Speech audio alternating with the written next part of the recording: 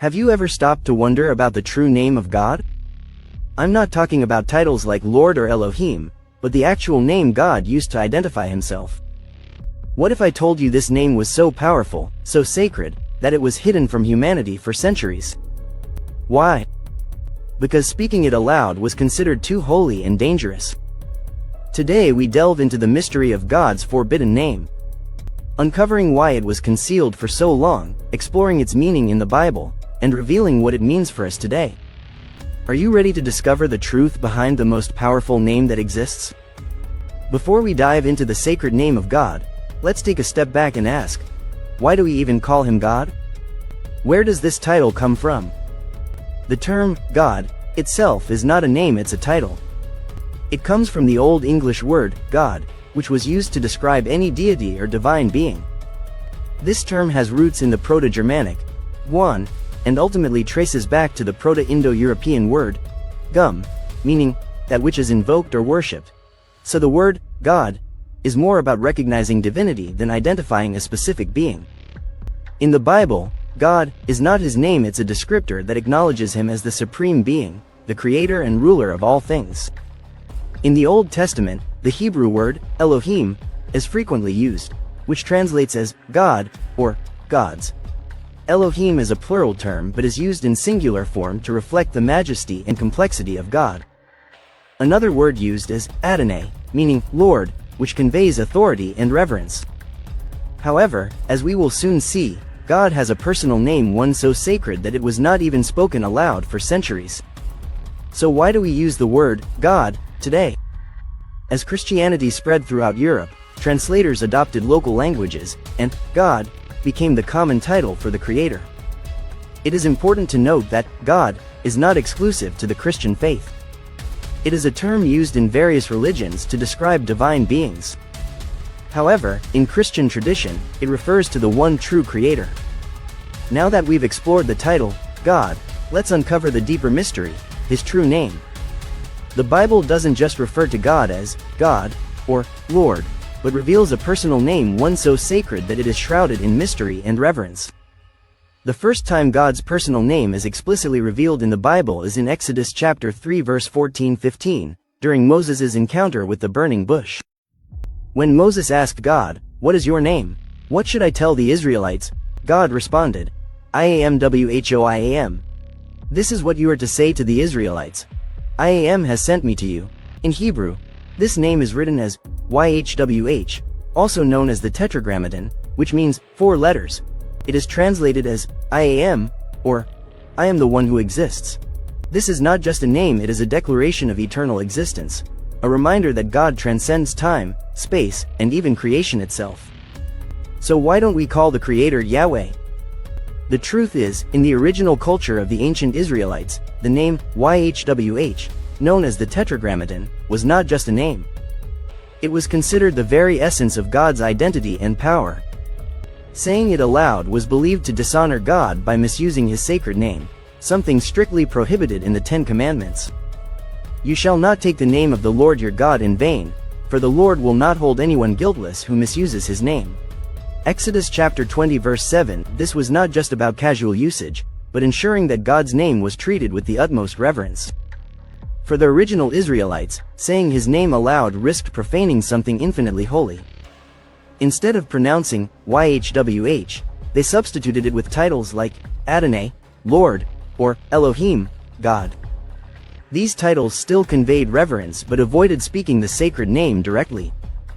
There was also the fear that misusing the name would bring severe consequences, as seen in Leviticus chapter 24 verse 16, which says, "Anyone who blasphemes the name of the Lord is to be put to death. The entire assembly must stone them, whether foreigner or native born. When they blaspheme the name, they are to be put to death." This fear solidified the tradition of keeping the name unspoken, ensuring it was preserved with honor. Did you know that ancient Jewish scribes went to great lengths to prevent people from accidentally speaking God's sacred name aloud? When you read the Hebrew Bible, you'll notice they used a clever visual device to remind readers to say Adonai instead of Yahweh. Here's how they did it. God's divine name consists of 4 Hebrew consonants corresponding to the English letters YHWH. But instead of writing it clearly, They took the vowels from the word Adonai, Lord, and combined them with the consonants YHWH to create a hybrid word, something like Yahweh. But here's the interesting part. No one in ancient Israel actually said Yahweh. It wasn't a real word, it was merely a visual reminder to say Adonai. It's like leaving sticky notes on your fridge. Imagine you have a note that says, drink water, but it's not the water itself, it's just there to remind you to stay hydrated. That's what the scribes did with Yahweh. It wasn't meant to be pronounced, just a reminder to say Adonai. Later, Christian scribes misunderstood that Yahweh was just a marker, so they began to say it aloud and even wrote it in their texts. Over time, this led to the creation of the word Jehovah, which eventually made its way into English and is still used by many people today. Sometimes biblical authors use Lord to refer to God, as in phrases like Lord of all the earth, or Lord of Lords. But behind all these words, Jehovah, Lord, Adonai is the original divine name of the God of Israel, YHWH. This name points to the one who was, who is, and who will be forever. It's quite fascinating, right? It shows how deeply sacred and significant God's name has been throughout history. The name Yahweh carries immense power and significance in the Bible. It is the name before which angels tremble, demons flee, and mountains shake. In Psalm chapter 9 verse 10, we see the importance of knowing His name. Those who know your name trust in you, for you, Lord, have never forsaken those who seek you. Even in apocryphal texts like the Book of Enoch, God's name is described as so sacred that even the highest angels dare not speak it casually. It is seen as the supreme expression of God's authority and glory. Even in the Testament of Levi 4-2, Levi sees the heavens open and God's throne. He hears the angels singing, describing the power of God's name, crying out to the Most High, whose power no one can resist and whose name no one can pronounce without trembling. Another example of this can be found in 1 Enoch 14:18-21, where Enoch describes a vision of God's throne surrounded by radiant and burning beings. Even the highest angels, the cherubim and seraphim who ministered directly to God, are described as awed by His presence and authority. The great glory that was upon Him shone brighter than the sun and was whiter than snow. None of the angels could enter nor see His face because of His magnificence and glory, and no human being could behold Him. Now let's talk about something incredible. The moment when God's sacred name was revealed to humanity in a new way. In the New Testament, everything changes. The name of Jesus, or Yeshua, in Hebrew, carries a profound meaning. Yahweh is salvation. Through Jesus, God's sacred name is not only spoken but lived. Jesus embodied God's mission to save humanity, and His own name reflected this divine purpose.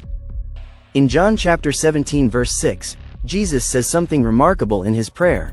I have revealed your name to the men you gave me out of the world. They were yours. You gave them to me, and they have obeyed your word. This wasn't just about saying God's name aloud. Jesus was showing us who God is through His actions, His teachings, and ultimately His sacrifice. He wasn't just speaking the name, He was living it. By coming to earth as God in the flesh, Jesus bridged the gap between humanity and the holiness of God's presence. Yahweh, who once was too sacred to be spoken, was now revealed in a way that everyone could understand through Jesus. It was no longer hidden but became part of His mission to save, heal, and restore the relationship between God and humanity. Calling on God's name is not about an empty tradition or ritual. It's about invoking a name that carries the authority of heaven itself. When we say, Yeshua, or Yahweh, we are calling on the one who saves, who heals, and who brings peace. It's a reminder that we are not alone in our struggles. God Himself is ready to intervene on our behalf. Here's what we must remember. God's name is not just a word, it is everything He is. It is a reflection of His essence, His promises, and His incomparable power. Understanding the holiness of His name is not just about reverence but about connection. It's recognizing that when we call on His name, we are calling on the Creator of the universe. The one who brings salvation, protection, and unwavering hope.